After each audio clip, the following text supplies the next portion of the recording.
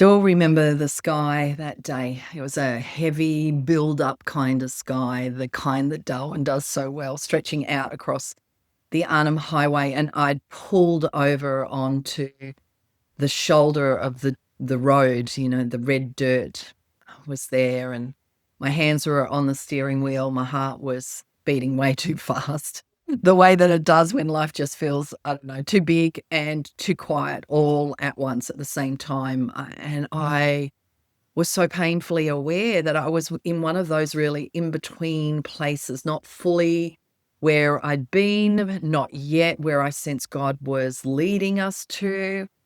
The how we were going to navigate that transition felt really, really murky. The timeline felt unclear. Was I making it up? I don't know. And honestly, I just wanted God to hand me a map, a deadline, and a detailed project plan all at once.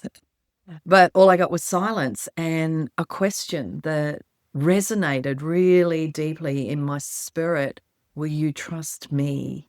Will you trust me? Will you trust me in the waiting? Will you trust me with the weight of waiting? And that moment became a crossroads long before it became my big dramatic story, because at that point, I had no idea what it was going to look like to pack up my family and move to Bali. But, purpose is like that. It doesn't always arrive in big lightning bolts. Sometimes it unfolds in layers, slow, steady, sacred layers. My name's Tracy. I'm a qualified registered counselor. I'm a coach and a recovering control freak, and I am learning daily, even now, how to live aligned with God's timing, not just my own.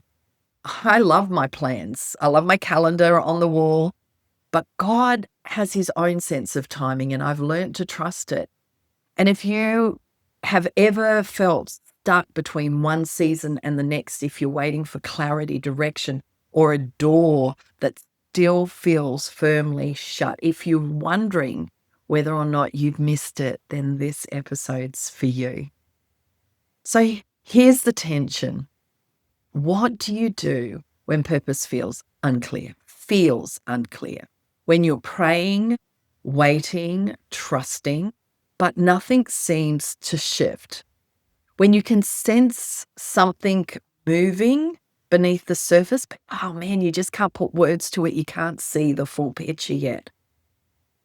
Many of us assume that waiting is passive, but spiritually and neurologically, waiting is incredibly active. It's an active stance.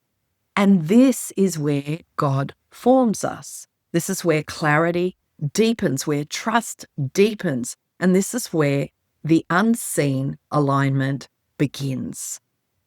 Current neuroscience actually confirms this. Dr. Andrew Huberman, you can follow his podcast called the Huberman Lab, I think it is. He's from Stanford School of Medicine. He explains that when the brain is in a season of uncertainty or transition, I want you to hear this, it enters a heightened state of neuroplasticity, meaning it is primed for growth, for insight, and long-term change. In other words, your brain learns more in the waiting than it does when you have arrived.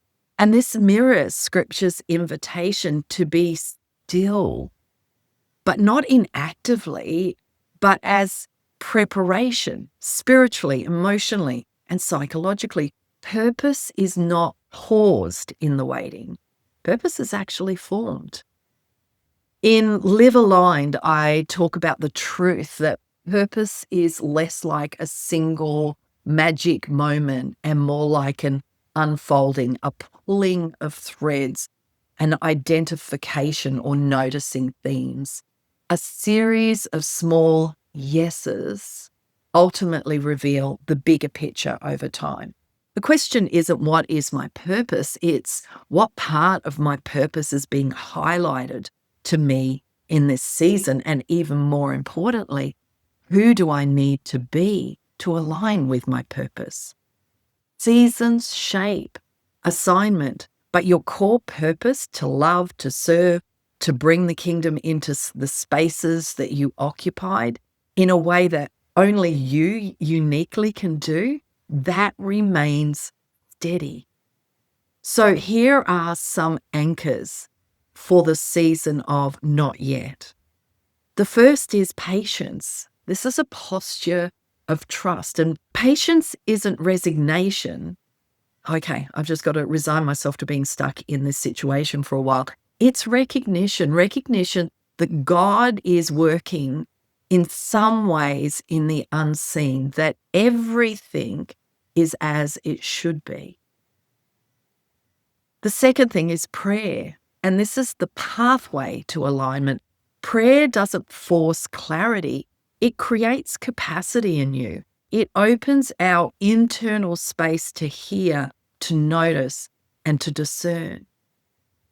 And then the third is progress. Oh man, that's the little habits, the small, daily, faithful steps that take you towards the bigger picture. While the big picture might feel unclear, there are always, always, always small acts of obedience available to you. They're often right in front of you. Purpose begins with tiny yeses.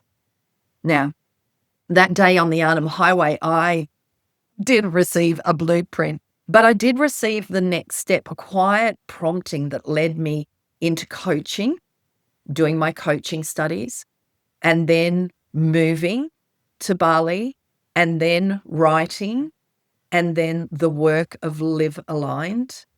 And that journey is still unfolding. Looking back, clarity didn't come after the waiting. It came as I walked through it. And maybe that's the invitation for you today. So here are 2 questions to sit with today. What season am I in? Am I in a waiting season? Am I in an arrived season? Like what season are you in? Are you exploring your purpose? Have you identified your purpose? And here's a simple prayer. God, show me the threads you're weaving into this season. Highlight what's mine to carry, and give me grace to trust you with what I can't see yet. Wrapping up, here's the heart of what we've talked about today. Purpose doesn't disappear if you find yourself waiting or feeling like you're stuck.